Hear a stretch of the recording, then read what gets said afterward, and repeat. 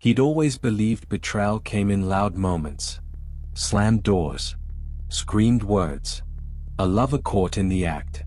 But this was different. Daniel learned the truth in silence, through whispers in receipts, subtle shifts in her voice, the way her phone turned face down when she smiled. He didn't rage. He didn't cry. He watched. He listened. And with every lie she fed him over quiet dinners and morning coffees, he swallowed the pain, storing it deep, like a debt collecting interest. People said revenge was messy, emotional, wild. But Daniel? He wasn't messy. He was methodical. He let her think he didn't know. Let her live inside the illusion, unaware that every kind word and gentle glance was the beginning of her reckoning. Because Daniel wasn't interested in a confrontation. He was building something colder, more precise. A reckoning that would unravel her world piece by piece. And when the truth finally came, she would realize the worst part wasn't being caught. It was knowing he knew, all along. But before we dive into the details of the story, kindly drop in the comment section the location you are watching from, and push the subscription button for notification on captivating and interesting stories on Chase Studio series. Now let's continue with the story. The clink of silverware was the only sound between them. No words. No glances. Just the soft scrape of fork against porcelain, and the low hum of the dishwasher murmuring in the background like a distant warning. The roast chicken had been seasoned perfectly. Lemon, garlic, a sprig of rosemary. Her touch. She still cooked like she cared. That was the game. Daniel lifted his wine glass, Cabernet, her favorite, and let the red swirl in silence. Across the table, Claire kept her eyes on her plate. She always did when she was hiding something. He used to think it was guilt. Now he knew better. It was control. "I might be late tomorrow," she said suddenly, breaking the silence like a thrown stone on still water. "Client dinner. Neil set it up." Daniel nodded slowly, letting the name hang in the air. Neil. "Sounds important," he replied, careful to keep the edges of his voice smooth. "Neutral." Claire glanced up, too quickly, then back down. "His pushing for the closing next week. Big deal." Daniel took a sip. "Let it burn down slow." "I'm sure it is." She smiled, faintly, politely. Then stood, taking her plate to the sink. He watched her walk away, her bare feet padding softly across the hardwood.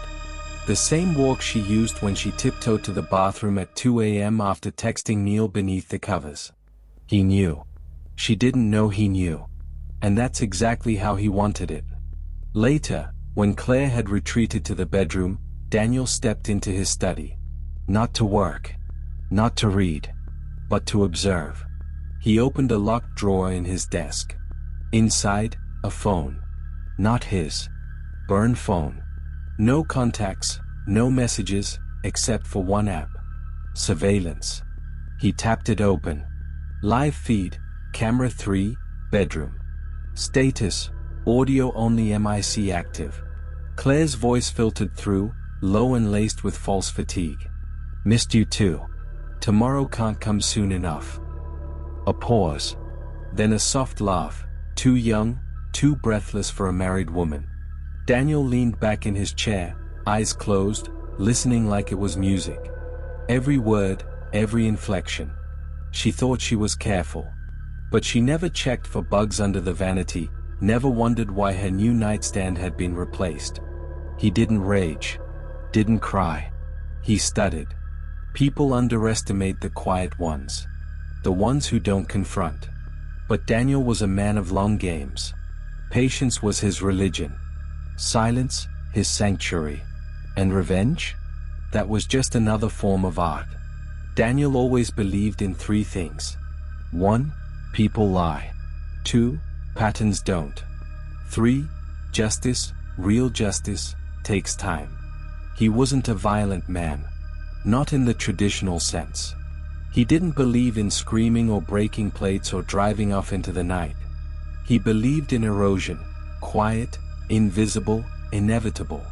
Like a leak under the floorboards that nobody notices, until the whole house caves in.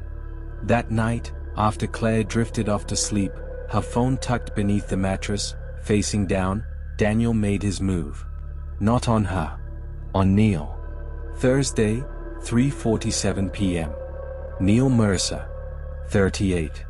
Married, 2 kids. Regional Director of Stark Holdings. Recently promoted. Recently careless. Daniel had learned everything. He knew where Neil parked his car at the office, the coffee shop he stopped at every morning, double espresso, 2 sugars, and the fact that he had a gym membership he rarely used. He also knew Neil had a burner phone, identical to Claire's, hidden in his glove compartment under a pack of sugar-free gum. Daniel had cloned it 3 days ago. And this afternoon, he sent the first message. From Claire. Is getting suspicious. We need to slow down. He waited. 7 minutes later, Neil responded. We knew this might happen.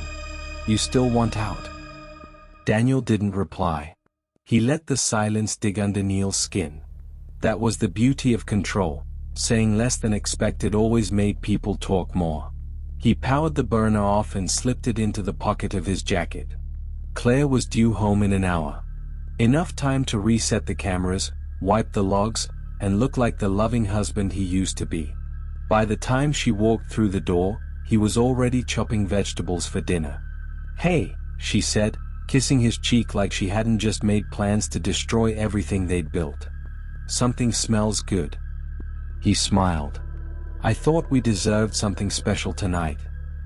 She poured herself wine, read again, and took her place at the table, unaware that the man across from her was orchestrating a collapse.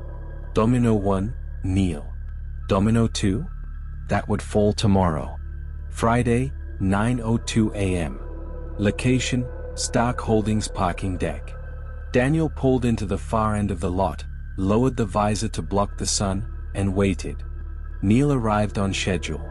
And so did the package. A small padded envelope sat in Neil's mailbox before he got to it. Inside, a flash drive. Unmarked. On it? Clips from Daniel's hidden bedroom feed. Just a few seconds, nothing explicit. But enough to terrify. Enough to say someone knows. Neil didn't go to work that day. He drove off in a panic, calling someone Daniel couldn't hear, but could guess. Claire. Daniel watched it all from a distance, sipping his black coffee with the faintest hint of satisfaction. The foundation had cracked. Now it was time to dig deeper. Claire stared at her phone screen, brows knitted, lips pressed into a tight line. Daniel noticed the subtle change in her posture as he passed behind her on the way to the kitchen, the slight hunch in her shoulders, the way her fingers hovered nervously above the glass. She locked the phone quickly when she heard his steps. He didn't comment. He just smiled and opened the fridge. Everything okay? He asked gently, pulling out a bottle of white wine she liked. You've been quiet today. She hesitated. Just a work thing. Supplier drama. Daniel nodded. Long week, here? Yeah, she murmured, eyes darting toward her phone again. Just, long. He poured her a glass, handed it to her without a word. The wine trembled slightly as she took it. The mask was slipping. Daniel could feel it. The nerves were setting in. Doubt creeping behind her carefully curated performance. She had lived comfortably in the illusion that she was the clever one, that he was too trusting, too naive to see the truth. She had no idea he was 3 steps ahead. Saturday, 6:15 a.m. Daniel's study. The sun hadn't risen yet, but Daniel was already at his desk, headphones on, watching last night's camera feeds. He watched her phone light up in the dark around 1:23 a.m. She hadn't responded, only stared at it for 22 seconds before turning it face down again. He paused the footage. Zoomed in on her face. There it was. Not guilt. Not fear. Panic. Neil had received the footage. That meant Claire now knew that someone was watching, but she didn't know who. Her paranoia would build. The lie would begin to itch. Daniel leaned back, fingers steepled under his chin. Good, he whispered to himself. Let her squirm. Later that day, 11:42 a.m. Downtown cafe. Claire sat across from her best friend, Madison, someone Daniel never fully trusted. She was one of the few people Claire still confided in. He watched from the parked car across the street, Bluetooth receiver picking up just enough through the mic planted under Claire's car seat. You think it's your husband? Madison asked, brows raised. I don't know, Claire whispered. His being so normal. Too normal. Like he's playing a role. Madison leaned in. And Neil? What did he say? He didn't say much. Just that something was sent to him. Something that scared the hell out of him. He said it might all blow up soon. Claire bit her lip. I'm scared, Mads. Daniel paused the recorder. Scared. Good. That meant she knew things were shifting. That meant she'd start making mistakes. Now it was time for Domino 3. Sunday, 2:07 p.m. Daniel's office email. He drafted the message slowly, carefully. Not too obvious. Not too vague. Subject: concerning your employee, Neil Mercer. To whom it may concern. I'm writing anonymously, but I thought your company might be interested in recent behavior patterns of one of your directors. Mr. Mercer has been using company time and travel budgets for personal meetings, specifically with a married woman, in what appears to be a long-standing affair. If you value the reputation of Stark Holdings, you might want to look into this. Attached is a clip from a private hotel security cam feed. Do what you will. A friend. He attached the footage. Not enough to raise lawsuits, but enough to plant doubt. Enough to make human resources start sniffing around. He clicked send. Another domino tipped. That night, 9:43 p.m. Their bedroom. Claire climbed into bed in silence. She didn't kiss him goodnight. She didn't even face him. Daniel turned toward her, resting his hand gently on her shoulder. You've been distant lately, he said, voice soft, caring. Are we okay? She didn't answer at first. Then she whispered, I don't know. He looked at her for a long moment. If something's wrong, if there's something I should know, I want you to tell me. Claire pulled the blanket higher up her neck. I just need some space. Daniel nodded. He turned away, smiling in the dark. He had the space. He had the power. And now, he had her uncertainty tightening around her like a noose. The beauty of a perfect revenge? It doesn't come with fire. It comes with silence. Claire sat alone at the edge of the bed the next morning, staring blankly at the floor. Her coffee had long gone cold on the nightstand beside her. Outside, the world hummed like any other Monday. Cars passed, neighbors jogged, sprinklers ticked rhythmically across manicured lawns. But inside her chest, the silence was deafening. She glanced at her phone again. No messages from Neil. Not since yesterday. Not since he received the footage. Daniel stepped into the room quietly, towel over his shoulder, hair still damp from his shower. You're up early, he said casually, walking to his dresser. Claire swallowed. Couldn't sleep. He nodded, pulling on a white shirt, not looking at her. I noticed. For a moment, she almost said something, her lips parted, her hands clenched. But she didn't. Instead, she stood, brushed past him, and disappeared into the bathroom. Behind the door, she exhaled shakily. Something in Daniel had shifted. Not outwardly, he still smiled, still kissed her cheek, still folded her laundry. But there was something colder in his warmth now, something distant behind his eyes. And worst of all, he never asked the questions she feared. It was the not knowing that terrified her. Neil's office, Stark Holdings, 3:38 p.m. Neil's hands trembled as he read the disciplinary email for the third time. Words like violation of conduct, unauthorized personal travel, and reputational risk echoed off the screen like thunder. His throat tightened. He closed the blinds, locked the door, and dialed Claire. Voicemail. Claire, he hissed. Someone's onto us. That video, they sent it to my company. I'm being investigated. I don't know who's behind this, but it's not random. It's targeted. You need to be careful. He hesitated, then added, and maybe we need to stop. Click. Daniel's study, 6:12 p.m. Daniel rewound the voicemail recording for the 5th time. Maybe we need to stop. His smirk curled like smoke. He didn't just want to end the affair, he wanted Claire to feel it unravel. He wanted her to watch everything crumble, her lover pulling away, her secrets growing too heavy to hold, and the walls of her carefully constructed life closing in with every breath. Revenge wasn't about violence. It was about control. And Daniel had it now. That evening, dinner table, 7:04 p.m. Claire picked at her food. Daniel poured her wine.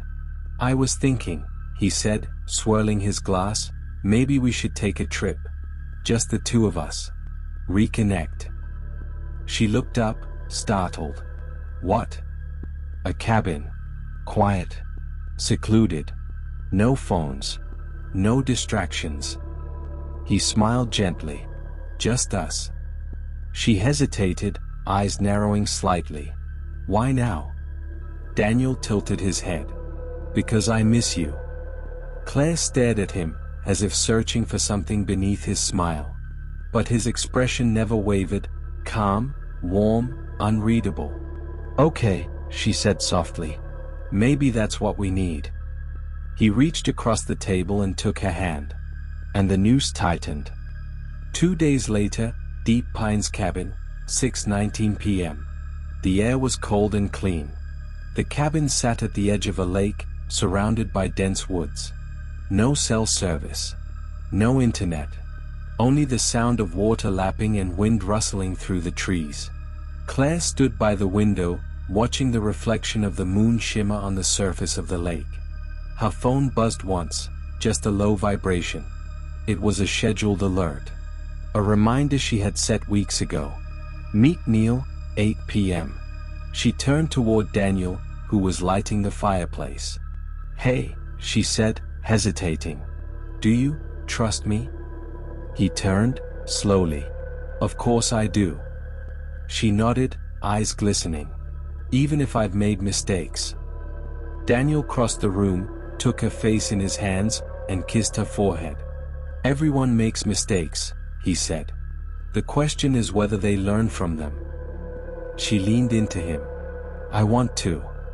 I know, he whispered. And in that moment, Claire believed maybe everything could heal. But Daniel didn't believe in healing. He believed in endings. And the final act was just beginning.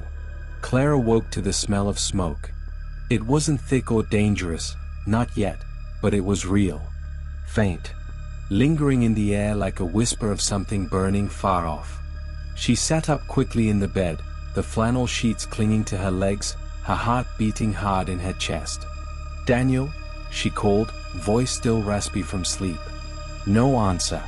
The fire in the cabin's hearth had long since burned down to coals, but the smell was stronger now.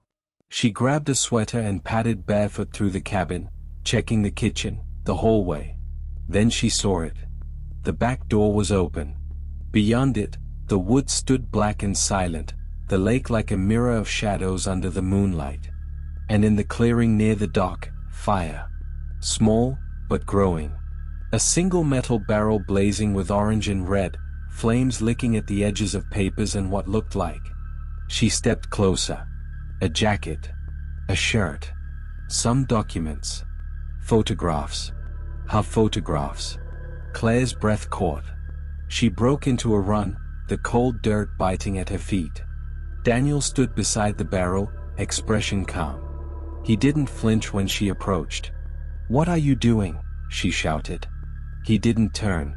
Burning the past, he said simply. She stared at the flickering flames, trying to make out what was being destroyed. A business card. A hotel receipt. A photo of her and Neil laughing on a rooftop bar. How did you? I knew before you did, he said quietly. I knew before it ever started. Claire's knees weakened. Daniel, Don't, he said. Don't insult us both by pretending. The fire crackled between them. Claire's voice broke. Then why? Why the cabin? Why the dinners? Why not confront me? He finally turned. And for the first time, Claire saw it. The storm behind his eyes. The exhaustion. The cold, methodical devastation he had built over weeks, maybe months. I wanted you to feel it, Daniel said. To live with the weight. To second-guess every look, every word, every silence. His voice hardened. I wanted you to know that I saw everything, and let you live like I hadn't. Tears streamed down her face now. You wanted revenge. I wanted truth, he said. And now that we've burned the lies, maybe there's a chance for it. She looked away, ashamed. There's nothing left to fix. I know. The flames swallowed the last photograph. The next morning, cabin porch. Claire sat on the porch swing, wrapped in a blanket, staring into the foggy woods. Her eyes were swollen, her mind numb. Daniel brought her a cup of tea and sat beside her. They didn't speak. There was nothing left to say. Everything had been pulled into the open, laid bare and broken. No more secrets. No more pretending. She finally whispered, "So what happens now?" Daniel looked out at the lake, where the rising sun had begun to pierce through the mist. "We go back," he said. "To real life." "And us?" He took a long sip, then answered without looking at her. "That depends on what you build, now that the ashes are cold." 3 months later. Claire lives alone now. A modest apartment in the city. She works late, cooks for one, keeps the TV off. She hasn't seen Neil. Word is, his wife found out, too. Divorce. Scandal. Career in shambles. Daniel? He never answered her last letter. Some nights, she thinks about driving by the old house, just to see if the porch light's still on. But she never does. Because some betrayals don't end in confrontation. They end in silence. Slow, methodical. A quiet storm that watches you drown. And never lifts a hand. If you enjoyed this episode of Chase Studio Stories, please like, subscribe, and turn on notifications. Your support helps us continue to share impactful and meaningful content.